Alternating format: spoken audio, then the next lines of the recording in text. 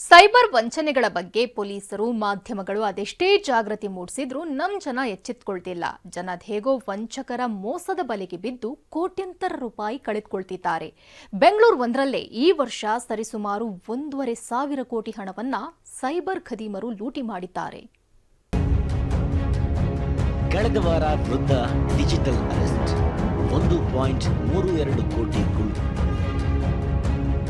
ಈ ವಾರ techie digital arrest 2 ಕೋಟಿ ಸ್ವಾಹ. ಹೌದು, ಡಿಜಿಟಲ್ ಅರೆಸ್ಟ್ ಹೆಸರಲ್ಲಿ ಸೈಬರ್ ವಂಚಕರು ಕೋಟ್ಯಾಂತರ ರೂಪಾಯಿ ಹಣಕ್ಕೆ ಕನ್ನ ಹಾಕ್ತಿದ್ದಾರೆ. ಕಳೆದ ವಾರ ಯಲಹಂಕ ನಿವಾಸಿ ವರದರಾಜ ಎಂಬ 83 ವರ್ಷದ ವೃದ್ಧನನ್ನ ಡಿಜಿಟಲ್ ಅರೆಸ್ಟ್ ಮಾಡಿ 1.32 ಕೋಟಿ ಹಣ ದೋಚಿದ್ರು. ಇದೀಗ ಮಹಿಳಾ ಟೆಕ್ಕಿ ಸೈಬರ್ ವಂಚಕರ ಬಲೆಗೆ ಬಿದ್ದು 2 ಕೋಟಿ ಹಣ ಕಳ್ಕೊಂಡಿದ್ದಾರೆ. ವಿಜ್ಞಾನ ನಗರದ ಬಬಿತಾ ದಾಸ್ ಎಂಬ ಮಹಿಳೆಗೆ ಬ್ಲೂ ಡಾರ್ಟ್ ಕೊರಿಯರ್ ಹೆಸರಲ್ಲಿ ಕರೆ, ಮುಂಬೈ ಪೊಲೀಸರು ಎಂದು ವಿಡಿಯೋ ಕಾಲ್ ಮಾಡಿ ಡಿಜಿಟಲ್ ಅರೆಸ್ಟ್ ಮಾಡಿದ್ದಾರೆ. ನಿಮ್ಮ ಹಿನ್ನೆಲೆ ವೆರಿಫೈ ಮಾಡಬೇಕು, ನಾವು ಹೇಳೋ ಆಪ್ ಇನ್ಸ್ಟಾಲ್ ಮಾಡಬೇಕು ಅಂತ ಬೆದರಿಸಿದ್ದಾರೆ.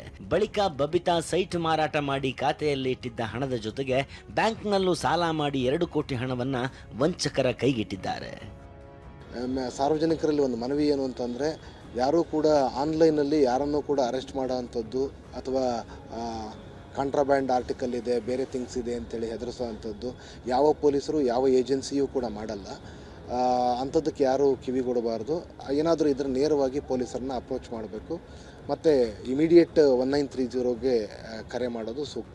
ಹೀಗೆ ರಾಜ್ಯಾದ್ಯಂತ ದೇಶಾದ್ಯಂತ ನಿತ್ಯ ಸಾವಿರಾರು ವಂಚನೆ ಪ್ರಕರಣಗಳು ದಾಖಲಾಗ್ತಿವೆ. ವಿಪರ್ಯಾಸ ಅಂದರೆ ಬೆಂಗಳೂರು ಒಂದರಲ್ಲೇ ಕಳೆದ ಜನವರಿಯಿಂದ ನವೆಂಬರ್ 15ರವರೆಗೆ 9,326 ಪ್ರಕರಣಗಳು ದಾಖಲಾಗಿವೆ. ಈ ವರ್ಷ ಬೆಂಗಳೂರಿನಲ್ಲಿ 9,326 ಸೈಬರ್ ವಂಚನೆ ಕೇಸ್ ದಾಖಲಾಗಿವೆ. 1,543 ಕೋಟಿಗೂ ಹೆಚ್ಚು ಹಣ ದೋಚಿದ್ದಾರೆ. ಬೆಂಗಳೂರು ಒಂದರಲ್ಲೇ ನಿತ್ಯ 4.83 ಕೋಟಿ ಹಣ ಸೈಬರ್ ಖದೀಮರ ಪಾಲಾಗ್ತಿದೆ.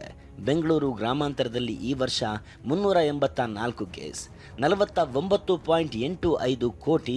ಮಂಗಳೂರಿನಲ್ಲಿ 124 ಕೇಸ್, 33.78 ಕೋಟಿ. ಮೈಸೂರಿನಲ್ಲಿ 166 ಕೇಸ್, 33.17 ಕೋಟಿ. ಚಿಕ್ಕಬಳ್ಳಾಪುರದಲ್ಲಿ 191 ಕೇಸ್ಗಳಲ್ಲಿ 28.13 ಕೋಟಿ ಹಣವನ್ನ ಸೈಬರ್ ಕಿರಾತಕರು ನುಂಗಿ ನೀರು ಕುಡಿದಿದ್ದಾರೆ. ಬಹುಪಾಲು ಕೇಸ್ಗಳು ಫೇಕ್ ಇನ್ವೆಸ್ಟ್ಮೆಂಟ್ ಸ್ಕೀಮ್, ಕ್ರಿಪ್ಟೋ ಹೂಡಿಕೆ, ಡಿಜಿಟಲ್ ಅರೆಸ್ಟ್ ಸ್ಕ್ಯಾಮ್, ನಕಲಿ ಮೊಬೈಲ್ ಆ್ಯಪ್ಗಳು ಮತ್ತು ನಕಲಿ ಹಣಕಾಸು ಸಂಸ್ಥೆಗಳ ಹೆಸರಿನಲ್ಲಿ ನಡೆದಿದೆ. ಜನ ಇನ್ನಾದರೂ ಜಾಗ್ರತೆ ವಹಿಸಬೇಕಿದೆ. ಪ್ರಜ್ವಲ್, TV9 ಬೆಂಗಳೂರು.